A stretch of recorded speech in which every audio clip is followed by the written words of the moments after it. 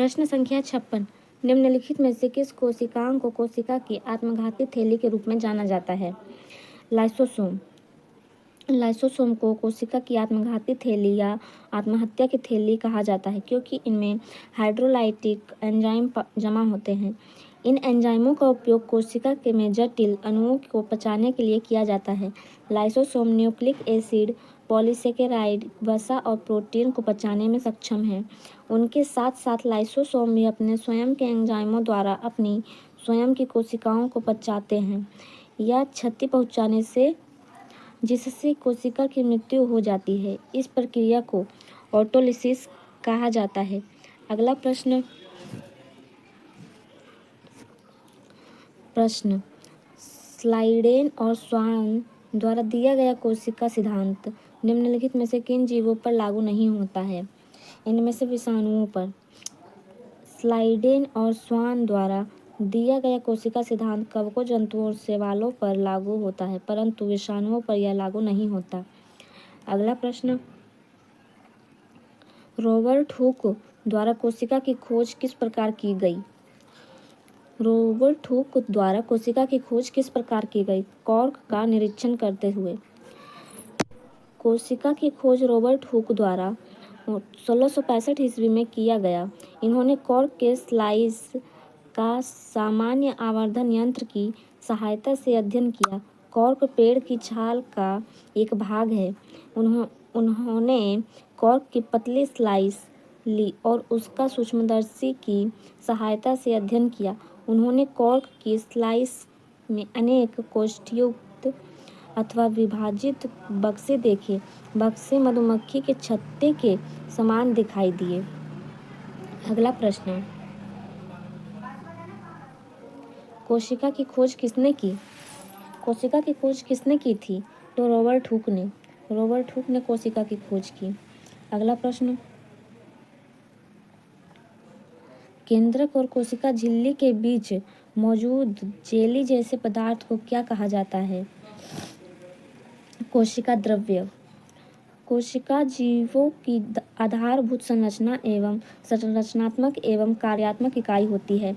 यह एक विशिष्ट पारगमय कला से घिरी रहती है तथा पार्य इसमें स्वजनन की क्षमता होती है। कोशिका की संरचना कोशिका झिल्ली, कोशिका द्रव्य तथा केंद्रक से मिलकर होती है, जिन्हें कोशिकांग कहते हैं। कोशिका द्रव्य एक जेली जैसा पदार्थ होता है जो कोशिका झिल्ली एवं केंद्रक के बीच पाया जाता है। कोशिका द्रव्य में अनेक कार्बनिक तथा अकार्बनिक पदार्थ होते हैं। कोशिका के अन्य संगठन अथवा कोशिकांग कोशिका द्रव्य में ही पाए जाते हैं। अगला प्रश्न, केंद्रक और कोशिका झिल्ली के बीच भरे हुए जेली जैसे पदार्थ को क्या कहा जाता है? उसे कहा जाता है साइटोप्लाज्म।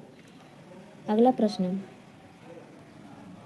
साइटोप्लाज्म एक जेली जैसा द्रव्य होता है जो खाली स्थान में मौजूद होता है। तो वो किसमें मौजूद होता है? केंद्रक और कोशिका झिल्ली के बीच। केंद्रक और कोशिका झिल्ली के बीच साइटोप्लाज्म नामक जेली द्रव्य होता है। अगला प्रश्न, पानी की कमी के कारण कोशिका के संकुचित होकर कोशिका भित्ति से अलग होने की प्रक्रिया को क्या कहा जाता है? अलग होने की प्रक्रिया को प्लाज्मोलिसिस कहा जाता है। पानी की कमी के कारण कोशिका के संकुचित होकर कोशिका भित्ति से अलग होने की प्रक्रिया को प्लाज्मोलिसिस कहते हैं। अगला प्रश्न, खाली स्थान को कोशिका के पावर हाउस के रूप में जाना जाता है, तो वह माइटोकॉन्ड्रिया। इसके बारे में, ऊर्जा युक्त कार्बनिक पदार्थ का ऑक्सीकरण माइटोकॉन्ड्रिया में होता है, जिससे काफ़ी मात्रा में ऊर्जा प्राप्त होती है।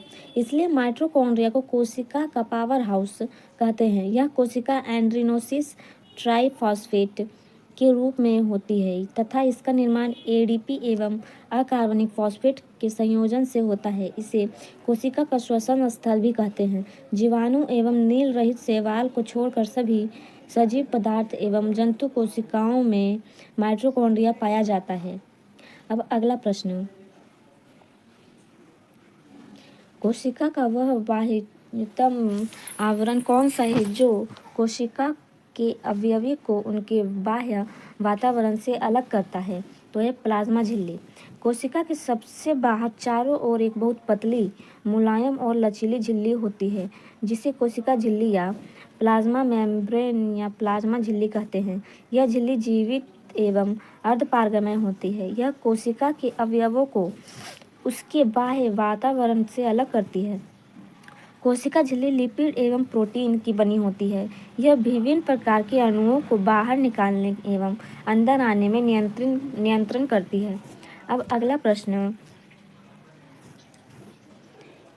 इक्वेटोरियल प्लेट पर कोशिका के केंद्रक के गुणसूत्रों का संरेखन माइटोसिस के किस चरण का गठन करता है?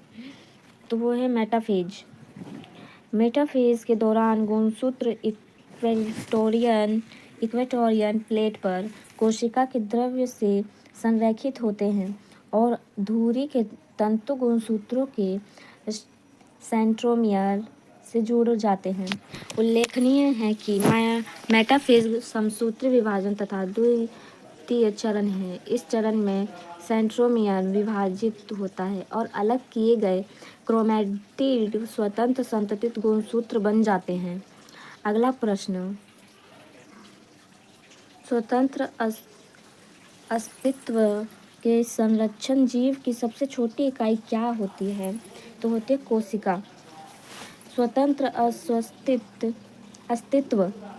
अस्तित्व के सक्षम जीव की सबसे छोटी इकाई कोशिका होती है। इसे जीवन की मूलभूत इकाई के नाम से भी जाना जाता है। मनुष्य तथा अन्य जीव जंतु और पेड़ पौधों का निर्माण कोशिका से ही हुआ है। बिना कोशिका से किसी भी जीव का जीवन असंभव है। अमीबा से लेकर सभी विशालकाय प्राणियों में कोशिका पाई जाती है। अगला प्रश्न, जीवन की मूलभूत इकाई क्या है? जीवन की मूलभूत इकाई है कोशिका। अगला प्रश्न, पुट्टिकाओं में प्रोटीन और लिपिड के परिवहन, संशोधन और पैकेजिंग के लिए निम्नलिखित में से कौन सा कोशिकांग उत्तरदायी है? तो वो है गोल्जी काय। इसके बारे में, पुट्टिकाओं में प्रोटीन और लिपिड के परिवहन, संशोधन पर पैकेजिंग के लिए गोल्जी काय नामक कोशिकांग उत्तरदायी होता है। यह कोशिका के अंदर स्रावित पदार्थों के संग्रहण व परिवहन में सहायक है। अगला प्रश्न, निम्न में से कौन सी झिल्ली संयोजन थैली अपचयी एंजाइमों से भरी होती है? तो वो है लाइसोसोम। लाइसोसोम की खोज डी ड्रूवे नामक वैज्ञानिक ने 1955 में की थी। लाइसोसोम की खोज किसने की? तो डी ड्रूवे नामक वैज्ञानिक। कब की? तो 1955 में की थी। यह अधिकतर जंतु कोशिकाओं में मुख्य रूप से एंजाइम अभिक्रियाएं करने वाली कोशिकाओं जैसे अग्न्याशय, यकृत, मस्तिष्क तथा गुर्दे आदि में पाए जाते हैं। लाइसोसोम सूक्ष्म गोले इकहरी झिल्ली से घिरी तथा पाचक एंजाइमों से भरी थैली जैसी संरचना होती है। इसका सबसे प्रमुख कार्य बाहरी पदार्थों का भक्षण व पाचन करना है। इससे आत्मघात थैली भी कहा जाता है। अगला प्रश्न, निम्नलिखित कोशिकांगों में से किस कोशिका की आत्मघाती थैली कहा जाता है? तो वो है लाइसोसोम। लाइसोसोम की खोज क्रिश्चियन डी ड्रूवे ने 1955 ईस्वी में की थी। यह बहुत ही सूक्ष्म कोशिकांग है जो छोटी छोटी पुट्टिकाओं के रूप में पाई जाती है। इसके चारों तरफ एक पतली झिल्ली होती है। इसका आकार बहुत छोटा और थैली जैसा होता है। इसमें ऐसे एंजाइम होते हैं जिसमें जीवद्रव्य को घुला देने या नष्ट कर देने की क्षमता रहती है।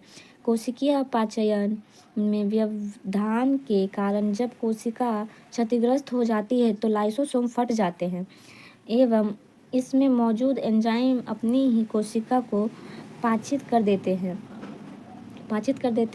इसके परिणाम स्वरूप कोशिका की मृत्यु हो जाती है। अतः इसे आत्मघाती थैली भी कहा जाता है। अगला प्रश्न, राइबोसोम खाली स्थान बनाते हैं। Ribosome protein. राइबोसोम एक जटिल संरचना है जो सभी जीवित कोशिकाओं में पाए जाते हैं। यह अंतःप्रदिवीय जालिका से जुड़े रहते हैं। ये हरित लवक केंद्रक एवं माइटोकॉन्ड्रिया में भी पाए जाते हैं। राइबोसोम प्रोटीन संश्लेषण नामक प्रक्रिया एमिनो एसिड से प्रोटीन बनाते हैं। अगला प्रश्न, प्रोटोप्लाज्म। प्रोटोप्लाज्म शब्द किसने गढ़ा? इसे जोहार इवांजेलिस्ट पुरकिंजे ने किया। जीव द्रव्य का नामकरण पुरकिंजे ने 1839 में किया था। यह एक तरल गाढ़ा रंगहीन पारदर्शी असलसा वजन युक्त पदार्थ है। जीव की सारी जैविक क्रियाएं इसी के द्वारा संपन्न होती हैं, इसलिए जीव द्रव्य को जीवन का भौतिक आधार कहते हैं। अगला प्रश्न, खाली स्थान कोशिका की एक प्रकार की अपशिष्ट निस्तारण प्रणाली है। वे किसी भी बाह्य सामग्री के साथ साथ खराब हो चुके कोशिकांगों को पचाकर कोशिका को साफ रखने में मदद करते हैं। तो वो कौन सी है जो साफ रखने में मदद करती है? लाइसोसोम। लाइसोसोम कोशिका की एक प्रकार की अपशिष्ट निस्तारण प्रणाली है। लाइसोसोम का मुख्य कार्य पाचन करना होता है। यह मृत कोशिकाओं का निष्कासन करता है, अर्थात अपशिष्ट पदार्थों का निष्कासन करता है। लाइसोसोम यूकेरियोटिक कोशिका में पाए जाते हैं। ये कोशिकांगों को पचाकर कोशिका को साफ रखने में मदद करते हैं एवं साथ ही साथ कोशिकांग को कलांत भी कहते हैं। अगला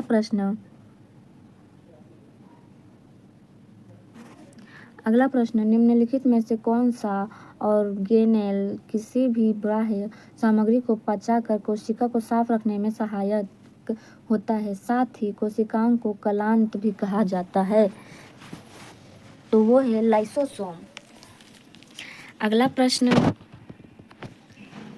निम्नलिखित में से कौन सा कथन असत्य है? तो वो है पादप कोशिका में जंतु कोशिका की तुलना में छोटी रिक्तियाएं पाई जाती हैं। पादप कोशिका में जंतु कोशिकाओं की तुलना में छोटी रिक्तियाएं पाई जाती है, तो ये गलत है। इसके बारे में दिया हुआ है। पहला, आकार में पादप कोशिका जंतु कोशिका से बड़ी होती है, वहीं जंतु कोशिका प्रायः आकार में छोटी होती है। जंतु कोशिका छोटी होती है। सेलुलोज से बनी कोशिकाएं भित्ति उपस्थित रहती हैं। जंतु कोशिका में कोशिका भित्ति अनुपस्थित होती है, इसमें अनुपस्थित होती है। इसके आगे, पादप रसधानी रिक्तिका बड़ी होती है। जंतु कोशिका में रसधानी रिक्तिका बहुत छोटी और अस्थायी होती हैं। चौथा, लवण पाए जाते हैं, इसमें लवण पाए जाते हैं और जंतु कोशिका में लवण नहीं पाए जाते। अब अगला प्रश्न, इनमें से कौन सा तरल पदार्थ आंत से अवशोषित वसा को ग्रहण करता है और अतिरिक्त द्रव को अतिरिक्त कोशिकाएं स्थान से वापस रक्त में ले जाता है? तो वो है लसिका। लसिका एक रंगहीन द्रव्य है जो कोशिकाओं के चारों ओर एक पतली परत के रूप में विद्यमान रहती है। इस द्रव्य में विशिष्ट लिम्फोसाइट होते हैं जो शरीर की प्रतिरक्षा अनुक्रिया के लिए उत्तरदायी होते हैं। लसिका पोषक पदार्थ, हार्मोन आदि का संवहन करती है। यह अंतःलैट्रिकियल वसा को अवशोषित करती है तथा अतिरिक्त द्रव को अतिरिक्त कोशिका स्थान से वापस रक्त में ले जाती हैं। अगला प्रश्न, निम्नलिखित में से अर्धसूत्रण के लिए कौन से कथन सत्य नहीं है? इसमें क्या पूछा? कथन सत्य नहीं पे, तो वो है अर्धसूत्रण के परिणाम स्वरूप परिणामी कोशों में गुणसूत्रों की संख्या 2 गुनी हो जाती है, तो यह कथन असत्य है। इसके बारे में, अर्धसूत्री विभाजन जनन कोशिकाओं में होता है। यह निम्न 2 चरणों में संपन्न होता है। पहला अर्धसूत्री, दूसरा अर्धसूत्री। अर्धसूत्रण में परिणाम स्वरूप परिणाम कोशिकाओं में गुणसूत्रों की संख्या आधी रह जाती है। अर्धसूत्रण में जनकों से भिन्न गुणसूत्रों होने के कारण आनुवांशिक विविधता होती है। इस विभाजन के दौरान गुणसूत्रों के बीच आनुवांशिक पदार्थों का आदान प्रदान होता है। अगला प्रश्न, किस कोशिकांग को कोशिका का मास्टर कहा जाता है? किस कोशिकांग को कोशिका का मास्टर कहा जाता है? तो वो है नाभिक। नाभिक को कोशिका का मास्टर कहा जाता है। नाभिक कोशिका के डीएनए की ब्लूप्रिंट के अवयव अपने समाहित रखता है। अगला प्रश्न, किसी कोशिका में मौजूद सबसे बड़ा कोशिकांग कौन सा है? तो वो है नाभिक। नाभिक कोशिका में उपस्थित सबसे बड़ा कोशिकांग है। नाभिक ही कोशिका की क्रियाकलापों की नियंत्रित करता है। क्या नाभिक कोशिका की उपस्थिति सबसे बड़ा कोशिकांग है। नाभिक ही कोशिका की क्रियाकलापों की नियंत्रित करता है। अगला प्रश्न, निम्नलिखित में से किस कोशिकांग को कोशिका का प्रोटीन कारखाना कहा जाता है? तो वो है राइबोसोम। राइबोसोम सजीव कोशिका के कोशिका द्रव्य में स्थित बहुत ही सूक्ष्म कण है जिसकी प्रोटीन से संश्लेषण में महत्वपूर्ण भूमिका है, इसलिए इसे कोशिका की प्रोटीन फैक्ट्री कहा जाता है। राइबोसोम को किसको प्रोटीन की फैक्ट्री कहा जाता है? तो राइबोसोम को। अगला प्रश्न, निम्नलिखित में से कौन सा कोशिकांग केवल पशु कोशिका में पाया जाता है? तो वो है लाइसोसोम। लाइसोसोम जंतु की कोशिकाओं में मुख्यतः पाया जाता है। इसकी खोज वर्ष 1955 में डी ट्रूवे ने की थी। इसका प्रमुख कार्य कोशों में एंड्रोसाइटोसिस द्वारा लाए गए प्रोटीन तथा अन्य पदार्थों का पाचन है। भोजन की कमी के समय लाइसोसोम साइटोप्लाज्म में स्थित प्रोटीन, लिपिड तथा कार्बोहाइड्रेट का पाचन करता है। इसी कारण इसे आत्मघाती थैली कहते हैं। अगला प्रश्न, शरीर में लगी चोट की मरम्मत के लिए किस प्रकार के सेल विभाजन का प्रयोग किया जाता है? तो उसमें केवल समसूत्रण इसके बारे में। शरीर में लगी चोट की मरम्मत के लिए केवल समसूत्रण सेल विभाजन का प्रयोग किया जाता है। इसे प्रोक्ष कोशिका विभाजन भी कहते हैं। इस प्रकार की कोशिका विभाजन शरीर की कायिक कोशिकाओं में होता है। इस प्रकार के विभाजन में कोशिका विभाजन होकर समान नई संतति कोशिकाएं बनती हैं। अगला प्रश्न, एक पशु के शरीर की सबसे बड़ी कोशिका इनमें से कौन है? एक पशु के शरीर की सबसे बड़ी कोशिका इनमें से कौन है? तो वो है न्यूरॉन। जानवरों के शरीर की सबसे बड़ी कोशिका न्यूरॉन तंत्रिका है। यह तंत्रिका तंत्र में स्थित एक उत्तेजनीय कोशिका है। इस कोशिका का कार्य मस्तिष्क से सूचना व आदान प्रदान और विश्लेषण करना है। तंत्रिका कोशिका में कोशिकीय विभाजन नहीं होता, जिससे इसके नष्ट होने पर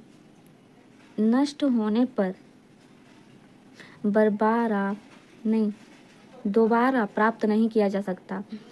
जिससे इसके नष्ट होने पर दोबारा प्राप्त नहीं किया जा सकता, किंतु इसे स्टेम कोशिका द्वारा ही प्राप्त किया जा सकता है। अगला प्रश्न, निम्नलिखित में से कौन सा एक कोशिका में अधिक मात्रा में पाया जाता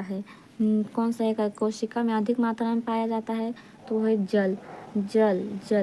कोशिका सजीवों के शरीर की रचनात्मक और क्रियात्मक इकाई है। कुछ सजीव जैसे जीवाणुओं के शरीर एक ही कोशिका के बने होते हैं, उनमें एक कोशिकीय जीव कहते हैं, जबकि कुछ सजीव जैसे मनुष्य का शरीर अनेक कोशिकाओं से मिलकर बना होता है, उन्हें बहुकोशिकीय जीव कहते हैं। कोशिका के भीतर निम्नलिखित रचनाएं पाई जाती हैं, जैसे कि केंद्रक एवं केंद्रिकाएं, जीव द्रव्य, गोल्जिकाएं, कणाभसूत्र, अंतर्द्रव्यीय जालिका, गुणसूत्र, राइबोसोम तथा सेंट्रोसोम, लवक। जीव द्रव्य में जल की मात्रा लगभग 80%, प्रोटीन की मात्रा 15%, वसाएं 3%, कार्बोहाइड्रेट 1% और अकार्बनिक लवण 1% होता है। अगला प्रश्न, कोशिका सिद्धांत निम्नलिखित में से किस पर लागू नहीं होता? इसमें पूछा है किस पर लागू नहीं होता है। तो वो हुए विषाणु। इसके बारे में स्लाइडेन तथा स्वान ने संयुक्त रूप से कोशिका सिद्धांत को प्रतिपादित किया। यद्यपि इसका सिद्धांत यह बताने में असफल रहा है कि नई कोशिकाओं का निर्माण कैसे होता है। पहली बार रुडोल्फ विर्चो 1855 ने स्पष्ट किया कि कोशिका विभाजित होती है और नई कोशिकाओं का निर्माण पूर्व स्थिति कोशिकाओं में विभाजन से होता है। उन्होंने स्लाइडेन तथा स्वान की कल्पना को रूपांतरित कर नया कोशिका सिद्धांत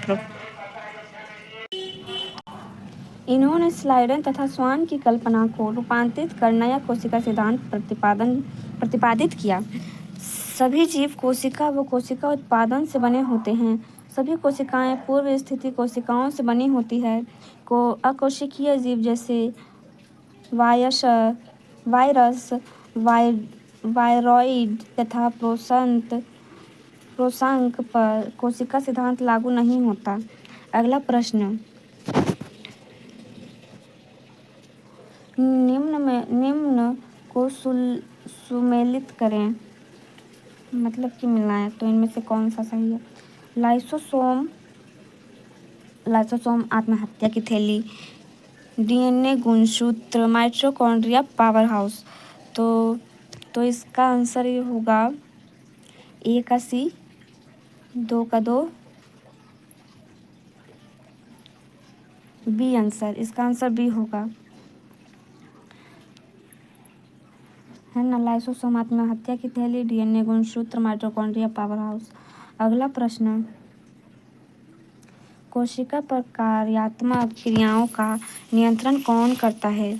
तो वो है केंद्रक। कोशिका पर कार्यात्मक क्रियाओं का नियंत्रण केंद्रक करता है।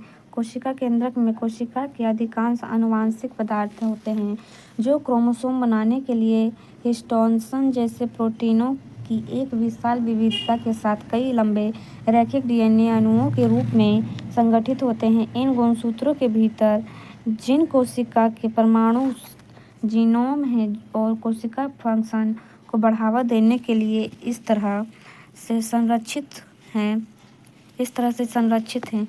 नाभिक जिनकी अखंडता को बनाए रखता है और जिनकी अभिव्यक्ति को नियंत्रित करके कोशिकाओं की गतिविधियों को नियंत्रित करता है, इसलिए नाभिक सेल का नियंत्रण केंद्रक है। अगला प्रश्न, सूत्री विभाजन के चरण का नाम बताएं जिसके दौरान विभाजित सेल के गुणसूत्र मध्य रेखा पर स्थित होते हैं। तो वो है मेटाफेज। सूत्री विभाजन मुख्यतः जनन कोशिकाओं के अतिरिक्त सभी जीवित कायिक कोशिकाओं में होता है। सूत्री विभाजन प्रक्रिया के अंतर्गत मुख्यतः एक कोशिकीय जीवधारी का जनन होता है एवं बहुकोशिकीय जीवधारियों में वृद्धि होती है। जीवधारियों में सूत्री विभाजन की प्रक्रिया निरंतर चलती रहती है। पौधों में सूत्री विभाजन मुख्यतः विभज्योतक कोशिकाओं में होता है। ये कोशिका जड़ या तने के शीर्ष पर स्थित रहती हैं। सूत्री विभाजन प्रक्रिया में मेटाफेज चरण के दौरान विभाजित कोशिका के गुणसूत्र मध्य रेखा पर स्थित होते हैं। यहाँ आ गया दूसरा पॉइंट पादप कोशिका। क्वेश्चन, निम्नलिखित चित्र में दिखाई गई कोशिका पादप में कहाँ पाई जाती है। यह कोशिका पादप में कहाँ पाई जाती है। तो यह कोशिका जड़ में पाई जाती है। जड़ के बारे में, इसके बारे में चित्र में दिखाई गई कोशिका पादप के जड़ों में पाई जाती है। कोशिका सभी जीव में जीवन की मूलभूत इकाई है। कोशिकाएं 2 प्रकार की होती हैं, यूकेरियोटिक तथा प्रोकैरियोटिक। पादप कोशिकाएं यूकेरियोटिक कोशिकाएं हैं। अगला प्रश्न,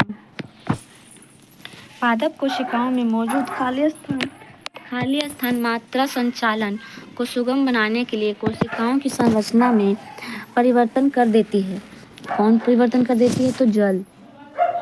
पादप कोशिकाओं में मौजूद जल की मात्रा संचालन को सुगम बनाने के लिए कोशिकाओं में संरचना में परिवर्तन कर देती है।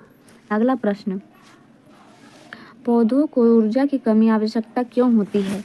पौधों को ऊर्जा की कमी आवश्यकता इसलिए होती है क्योंकि उनमें अत्यधिक मृत कोशिकाएं पाई जाती है। पौधों को जानवरों की अपेक्षा कम ऊर्जा की आवश्यकता इसलिए होती है क्योंकि पौधों के शरीर में जैसी कई मृत कोशिकाएं पाई जाती है जिन्हें किसी ऊर्जा की आवश्यकता नहीं होती। साथ ही साथ पौधों को जानवरों की तरह भोजन व आश्रय की तलाश में जाना नहीं पड़ता। अगला प्रश्न, पादप कोशिकाओं में कोशिका भित्ति क्यों पाई जाती है? पादप कोशिकाओं में कोशिका भित्ति क्यों पाई जाती है? क्योंकि कोशिका भित्ति विभिन्न पर्यावरणीय कारकों से पादप कोशिकाओं की रक्षा करती है। इसके बारे में, पादप कोशिका में कोशिका भित्ति पाई जाती है क्योंकि कोशिका भित्ति विभिन्न पर्यावरणीय कारकों से पादप कोशिकाओं की रक्षा करती है। पादप कोशिका भित्ति सेलुलोज से प्रोटीन से निर्मित होती है। कोशिका भित्ति दो परतें होती है जिनके मध्य लैमेना नामक दीवार होती है। कोशिका भित्ति का मुख्य कार्य कोशिका को आकृति प्रदान करना एवं प्रोटोप्लाज्म की रक्षा करना है। अगला प्रश्न,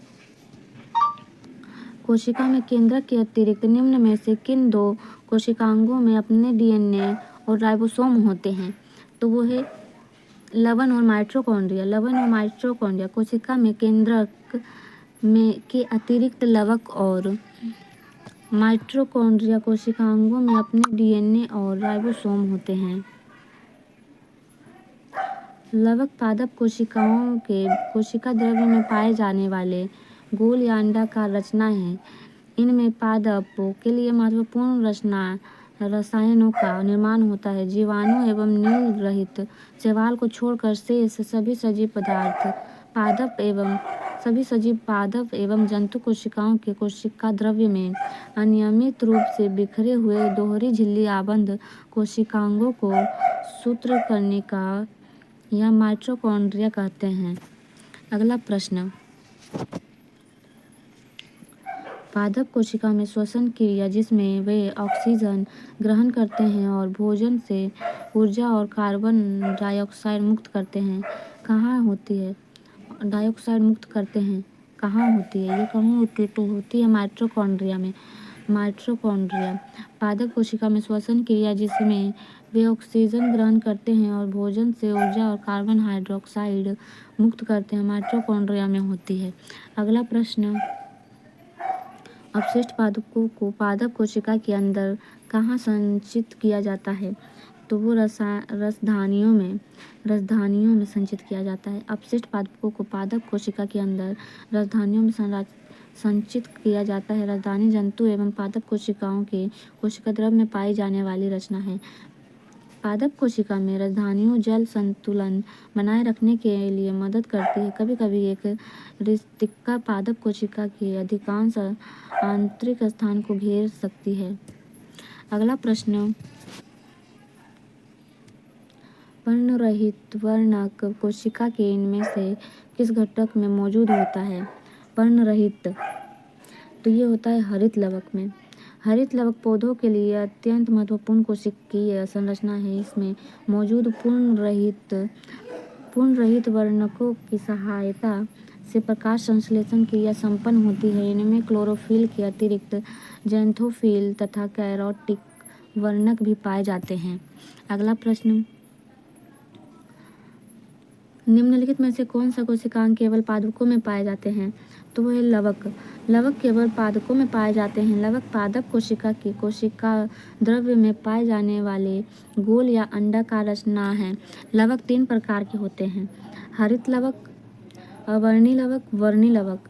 हरित लवक क्लोरोप्लास्ट, अवर्णी लवक ल्यूकोप्लास्ट, वर्णी लवक क्रोमोप्लास्ट। माइटोकॉन्ड्रिया पौधों में जंतु कोशिका में पाई जाती है। इसे कोशिका का ऊर्जा घर भी कहते हैं। अगला प्रश्न, जब आप किसी पादप कोशिका, कवक कोशिका या जीवाणु कोशिका को एक अत्यधिक तनुबाह्य माध्यम में रखते हैं तो पादप कोशिका या कवक कोशिका जल को अवशोषित करेगी किंतु फटेगी नहीं, जबकि जंतु कोशिका फट जाएगी। पादप कोशिका का कौन सा भाग उसे आने वाले जल के दाब का दाब का सहन करने में सहायक करता है, तो वो है कोशिका भित्ति। कोशिका भित्ति, इसके बारे में, पादप कोशिका में कोशिका भित्ति पाई जाती है। कोशिका भित्ति आने वाले जल के दाब को सहन करने में कोशिका की सहायता करती है। यह जंतु कोशिकाओं में अनुपस्थित होती है। अगला प्रश्न, निम्नांकित आकृति में दिखाई गई पादप कोशिकाओं में हम अपशिष्ट उत्पाद कहाँ पा सकते हैं? आकृति में दी गई पादप कोशिका में हम अपशिष्ट उत्पादन तीर चार द्वारा दिखाए गए क्षेत्र जालिका में पाया जाता है। तीर 4 द्वारा क्षेत्र दिखाए गए जालिका में पाया जाता है, 3 में नहीं पाया जाता, गलती हो गया। अगला प्रश्न, निम्नलिखित में से कौन सा पादप कोशिका में स्टार्च, प्रोटीन और तेल कणिकाओं को संग्रहण करता है? तो वो है अवर्णी लवक।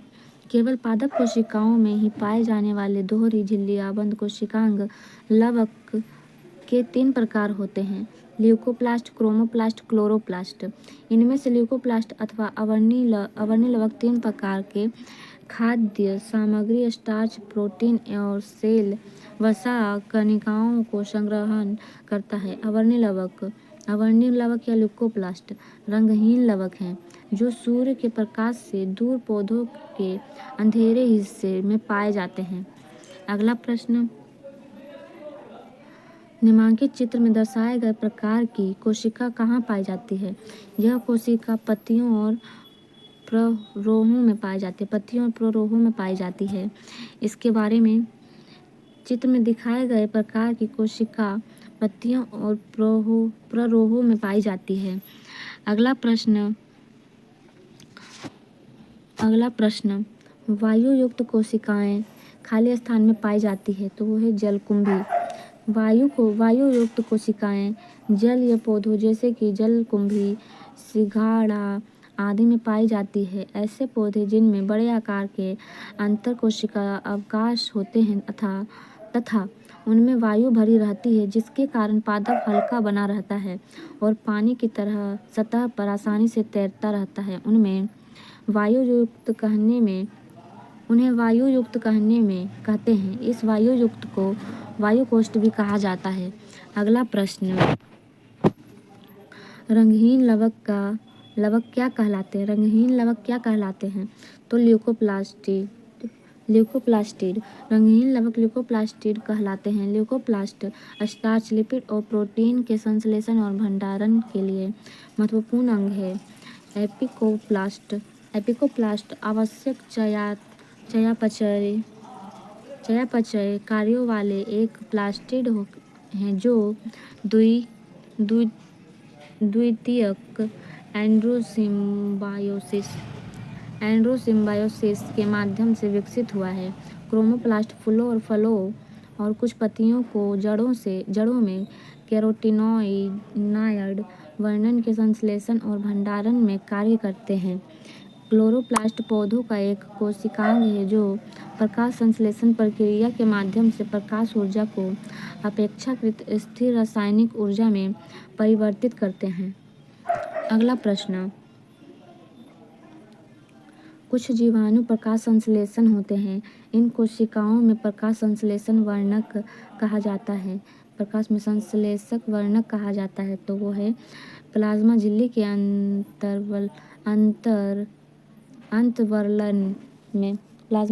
अंतर्वलन में।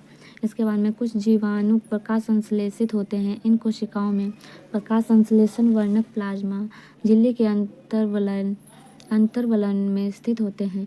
प्रकाश संश्लेषण प्रोकैरियोटिक जीवाणु में क्लोरोफिल झिल्लीदार पुटिका के साथ संबंधित है।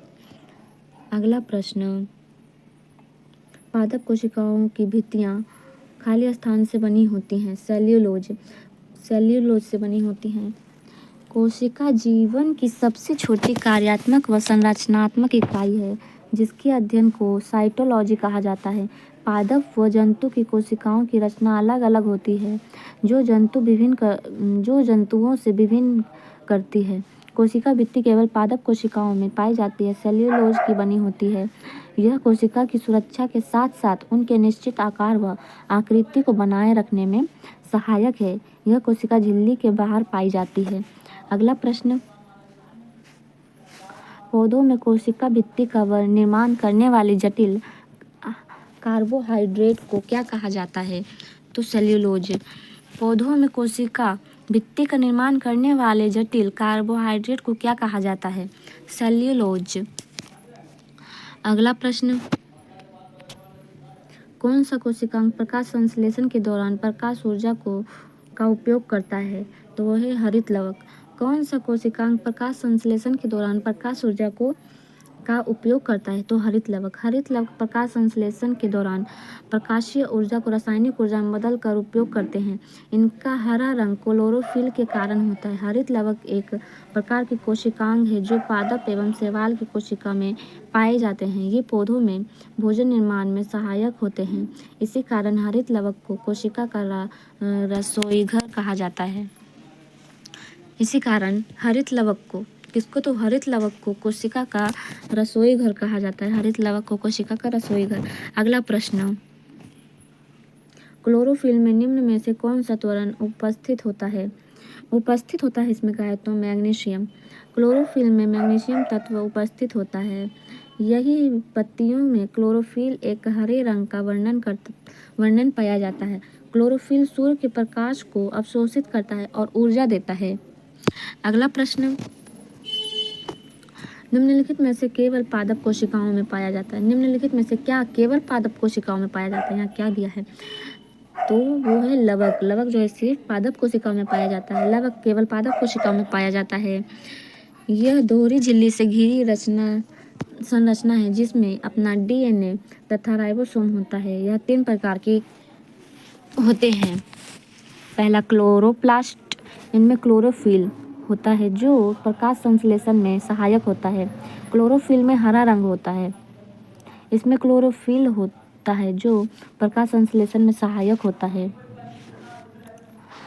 अब आ गया क्रोमोप्लास्ट। ये रंगहीन लवक है। इसमें जो जैथोफिल और कैरोटीन वर्णन होता है। मिर्च या टमाटर के हरे से लाल रंग में परिवर्तन क्रोमोप्लास्ट में परिवर्तित के कारण होता है।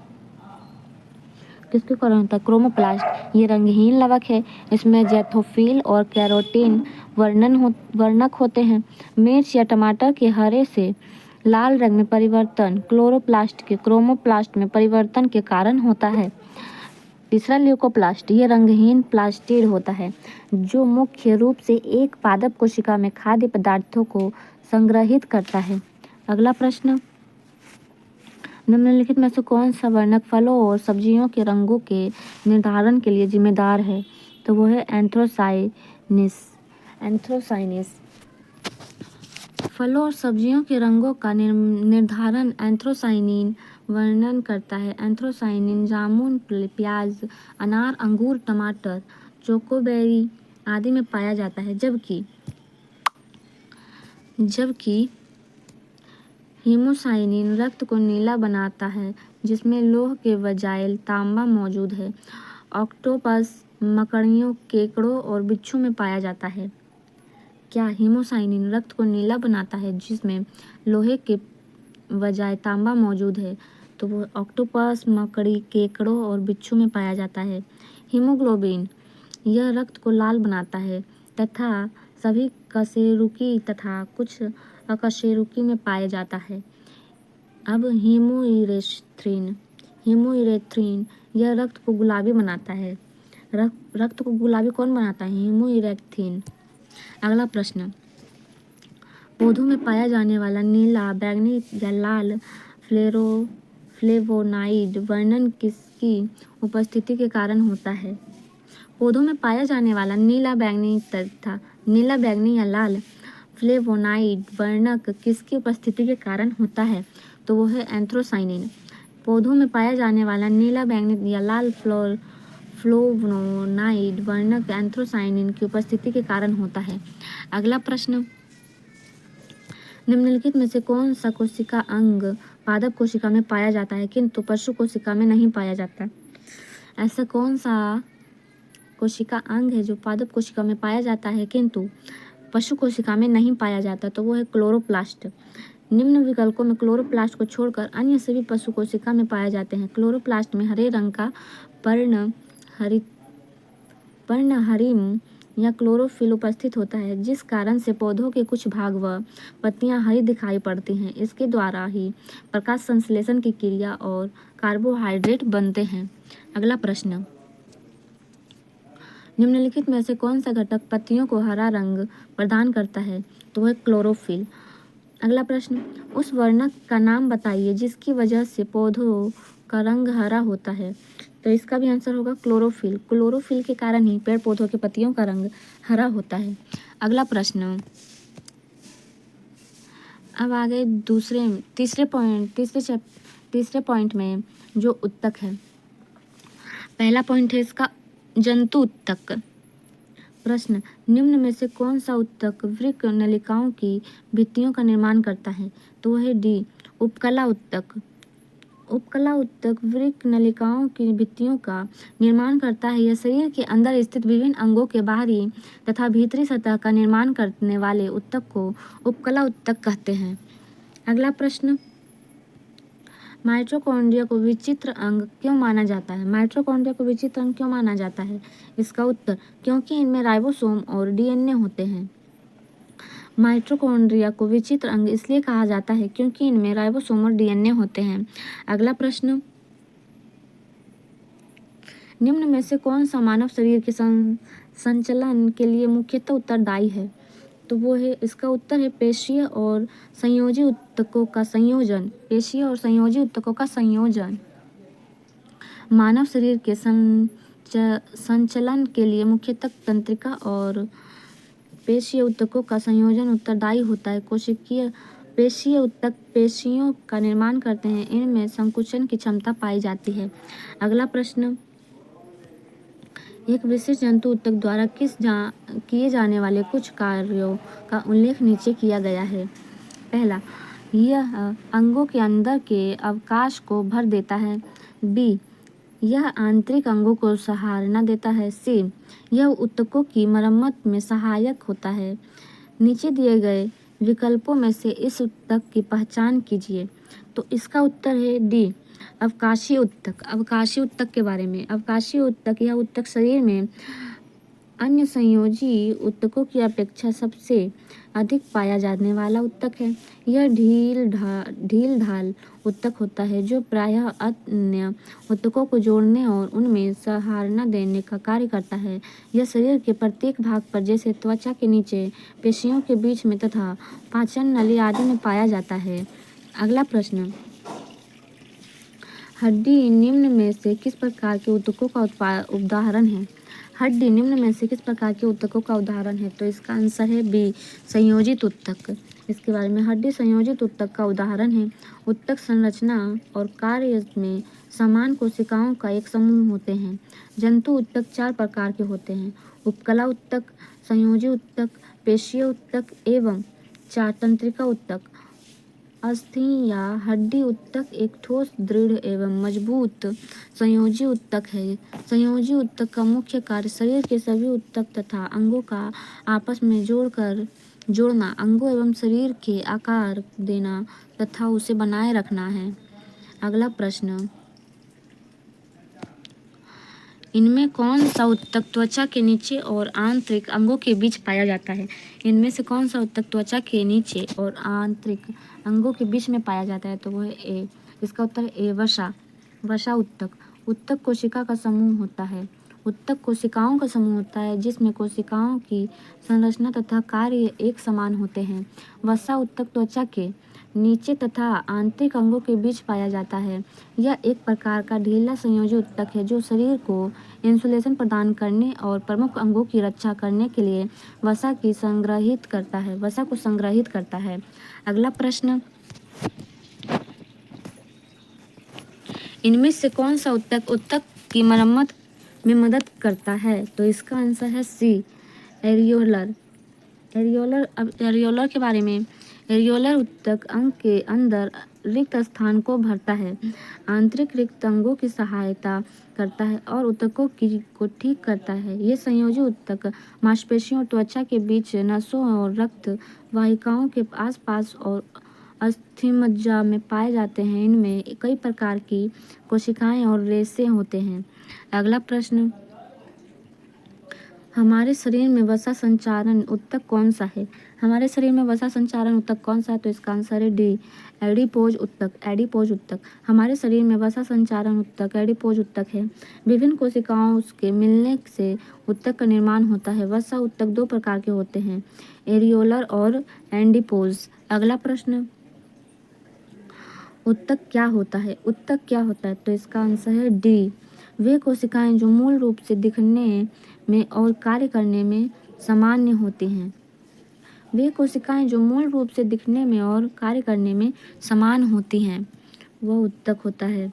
इसके बारे में, ऊतक कोशिकाओं का एक ऐसा समूह है जिसका उद्भव और कार्य प्रायः समान होते हैं। इस प्रकार समान कोशिकाओं के सुसंगठित पिंडों एवं स्तरों को ऊतक कहते हैं। इसके अध्ययन को ऊतक विज्ञान या औतिकी विज्ञान कहते हैं। जंतु विज्ञान, किसी की संरचना उसके आकार के अनुसार बदलती रहती है। इसी प्रकार ऊतक विभिन्न होते हैं और उन्हें मोटे तौर पर निम्नलिखित चार प्रकार में वर्गीकृत करते हैं। पहला, उपकला ऊतक, दूसरा संयोजी ऊतक, तीसरा पेशीय ऊतक, चौथा तंत्रिका ऊतक। अगला प्रश्न,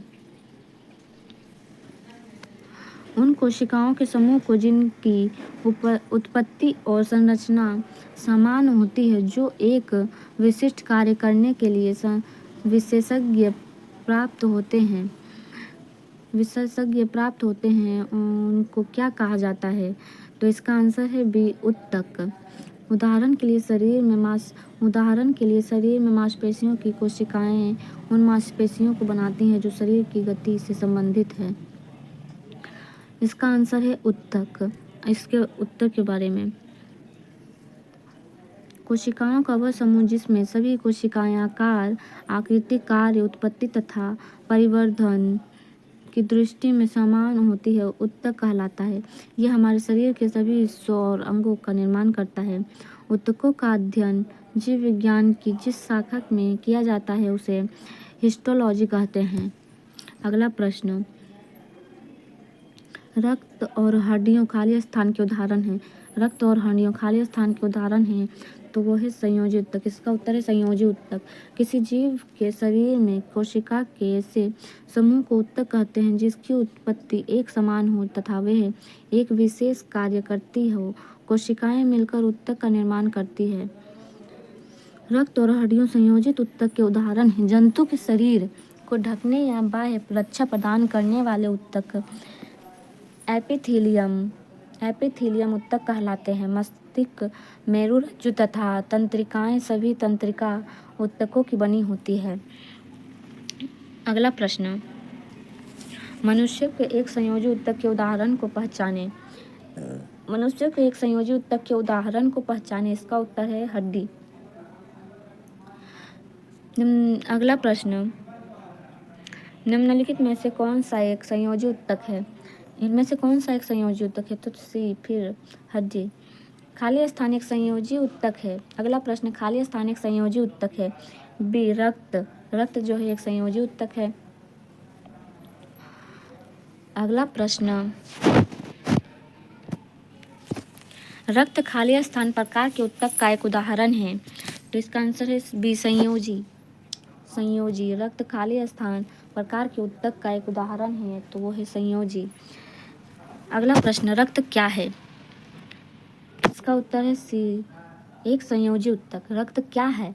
तो एक संयोजी ऊतक। अगला प्रश्न, हमारे शरीर की हड्डियों में कौन सा ऊतक पाए जाते हैं? हमारे शरीर की हड्डियों में कौन से ऊतक पाए जाते हैं? तो इसका उत्तर है सी, संयोजी। अगला प्रश्न, मुंह की परत खाली स्थान से बनी होती है। इसका आंसर है सी, पपड़ीदार उपकला।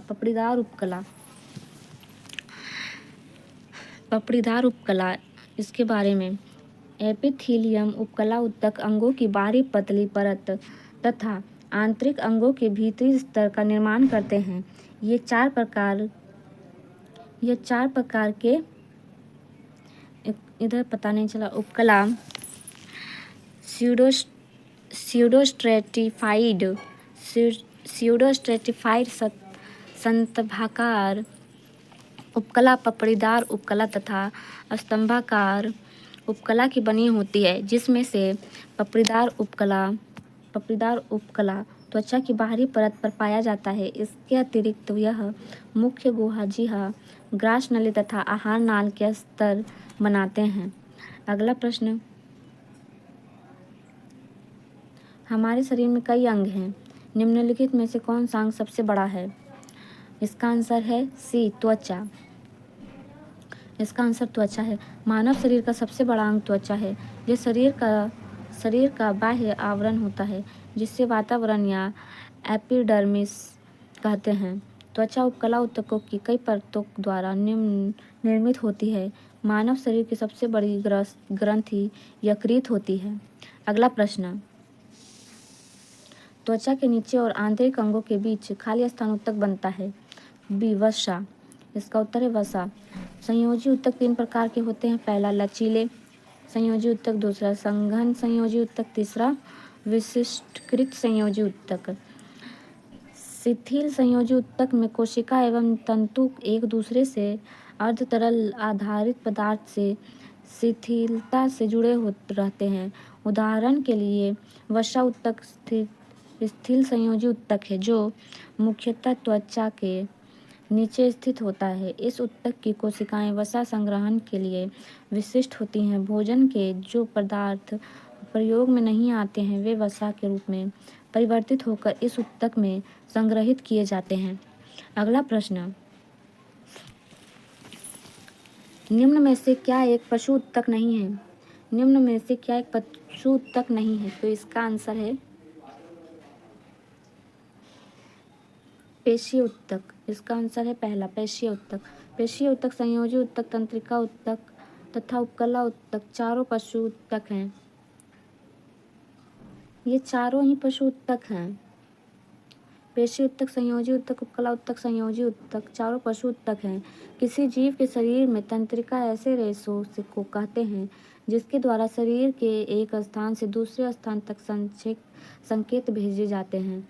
मनुष्य शरीर में तंत्रिकाएं शरीर के लगभग हर भाग को मस्तिष्क या मेरुरज्जु से जोड़कर उनमें आपसी संपर्क रखती है। अगला प्रश्न, खाली स्थान ऊतक हमारे मुंह की आंतरिक स्तर को बनाता है। इसका आंसर है बी, सरल स्क्वैमस एपिथेलियम। सरल स्क्वैमस एपिथेलियम। इसके बारे में, कोशिकाओं में रक्त नलिका स्तर या कूपिका कहा पदार्थों की संवहन वर्णनात्मक पारगमय झिल्ली द्वारा होता है।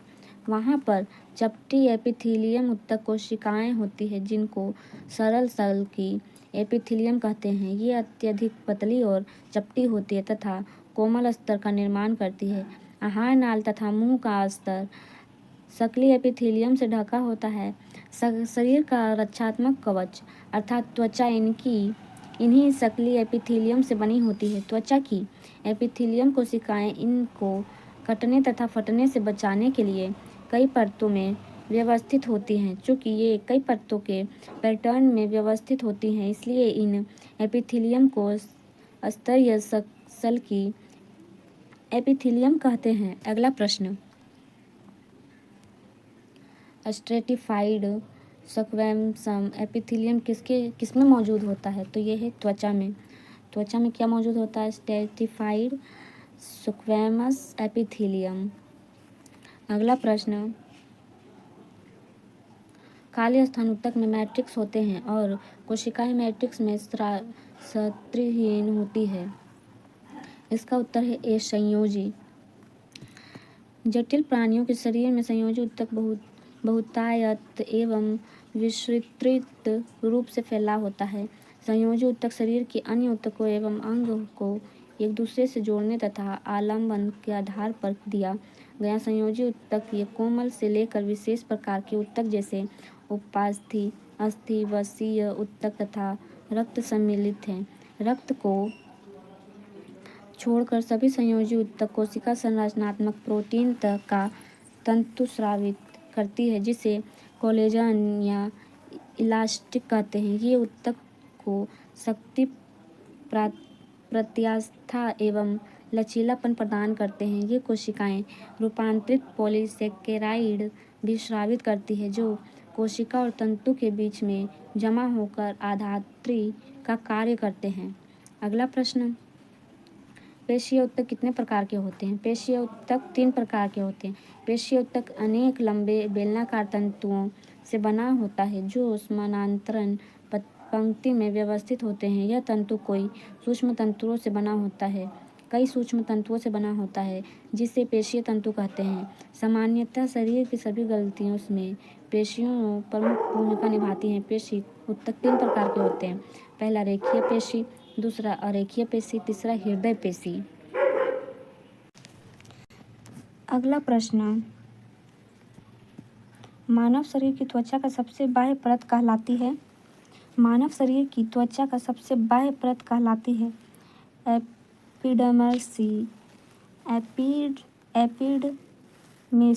एपिडर्मिस। मानव शरीर की त्वचा का सबसे बाह्य परत एपिडर्मिस कहलाती है। यह त्वचा की स्तरित उपकला की कई परतों से मिलकर बनती है। यह शरीर के अलग अलग भागों में अलग अलग मोटाई की होती है। बाह्य त्वचा में कोशिकाओं की आकृति 4 प्रकार की होती है। पहला है शक्ली परत, दूसरा है स्वच्छ परत, तीसरा है कनिकामय परत, चौथा है प्रारोही अंकुरत। पहला क्या है? शक्ली परत, दूसरा स्वच्छ परत, तीसरा कनिकाय परत, चौथा प्रारोही या अंकुरत। अगला प्रश्न, निम्न में से कौन सा हिस्सा मानव त्वचा का सबसे बाहरी हिस्सा है? तो वो है एपिडर्मिस। अगला प्रश्न, निम्नलिखित में से संयोजी ऊतक नहीं है। इनमें से कौन सा संयोजी ऊतक नहीं है? तो पहला तंत्रिका कोशिका। कोशिका की संरचना उसके कार्य के अनुसार बदलती रहती है। इस प्रकार ऊतक भिन्न होते हैं। उन्हें 4 भागों में वर्गीकृत किया गया है। पहला उपकला ऊतक, दूसरा संयोजी ऊतक, पेशीय ऊतक, चौथा तंत्रिका ऊतक। अस्थि, उपास्थि तथा रक्त संयोजी ऊतक हैं, जबकि तंत्रिका कोशिका तंत्रिका ऊतक का भाग है। अगला प्रश्न,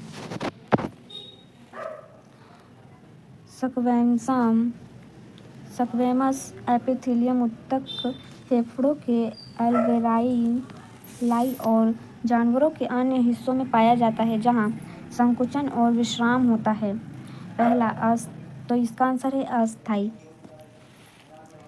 इसके बारे में, स्क्वैमस एपिथेलियम ऊतक फेफड़ों के अल्वेओलाई और जानवरों के अन्य हिस्सों में पाया जाता है, जहां अस्थायी संकुचन और विश्राम होता है। स्क्वैमस एपिथेलियम स्क्वैमस कोशिकाओं की एक परत से बनने वाले ऊतक होते हैं, जो सतहों के प्रतिबंधन करते हैं। स्क्वैमस कोशिकाएं बड़ी, पतली और सपाट होती हैं और इनमें एक गोल केंद्रक होता है। यह ऊतक रक्त वाहिकाओं की भित्ति तथा फेफड़ों के वायु कोश में पाया जाता है। यह विसरण सीमा का कार्य करती है। अगला प्रश्न, किस प्रकार की कोशिका की त्वचा बनी होती है? किस प्रकार कोशिका से त्वचा बनी होती है? इसका प्रश्न यह है कि किस प्रकार की कोशिका से त्वचा बनी होती है। इसका आंसर है अधिचर्म कोशिका। बाह्य त्वचा का अधिचर्म एकल संयोजी स्थूल होती है और उपत्वचा द्वारा आकृति होती है। उपत्वचा क्यूटिन नामक मोमी पदार्थ की जलरोधी परत है, जो उपत्वचा या अधिचर्म कोशिकाओं द्वारा स्रावित की जाती है। उपत्वचा की कोशिकाएं दीर्घित तथा चपटी होती हैं। इसमें कोई अंतरकोशिकीय अवकाश नहीं होता। इसके अतिरिक्त भीतरी अवयव मृदु ऊतक कोशिकाओं के समान होती है। अगला प्रश्न, खाली स्थान उत्तक के प्रकार ग्रंथियां बनाते हैं। तो इसका आंसर है बी, एपिथेलियम। एपिथेलियम जंतु के शरीर को ढकने या बाह्य रक्षा प्रदान करने वाले ऊतक को उपकला ऊतक कहते हैं। त्वचा, मुंह, आहार नाल, रक्त वाहिनी, नलिका का स्तर, फेफड़ों की कुपियां, वृक्कीय नली आदि सभी उपकला ऊतक से बने होते हैं। घनाकार उपकला ऊतक वृक्कीय नली तथा लार ग्रंथि की नली का निर्माण करता है, जहाँ यह उसे तंत्रिका सहारा प्रदान करता है। ये उपकला कोशिका प्रायः ग्रंथि कोशिका के रूप में अतिरिक्त विशेषता अर्जित करता है, जो उपकला ऊतक की सतह पर पदार्थों का स्राव कर सकती है। कभी कभी उपकला ऊतक का कुछ भाग अंदर की ओर मुड़ जाता है तथा बहुकोशिकीय ग्रंथि का निर्माण करता है, उन्हें ग्रंथि उपकला कहते हैं। अगला प्रश्न, जंतु कोशिका में वृक्क की यांत्रिक समर्थन प्रदान करने के लिए एपिथेलियम इसकी आंतरिक परत निर्मित करता है। इसका उत्तर ए है, आयतफलकी। इसका आंसर आयतफलकी है। अगला प्रश्न, खाली स्थान ऊतक के प्रकार ग्रंथियां बनाते हैं। खाली स्थान ऊतक के प्रकार ग्रंथियां बनाते हैं। इसका उत्तर है बी, एपिथेलियम। अगला प्रश्न,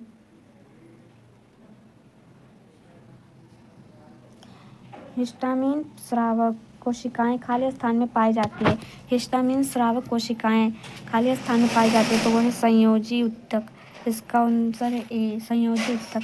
हिस्टामिन स्रावक कोशिकाएं संयोजी ऊतक में पाई जाती हैं। प्राणियों के संयोजी ऊतकों के मुख्य घटक कोलेजन नामक प्रोटीन होता है। इस संयोजी ऊतक में प्रायः तंतुकोरक, महाभक्षकाणु एवं मास्ट कोशिकाएं होती हैं, जो हिस्टामिन का स्रावन करती हैं। अगला प्रश्न,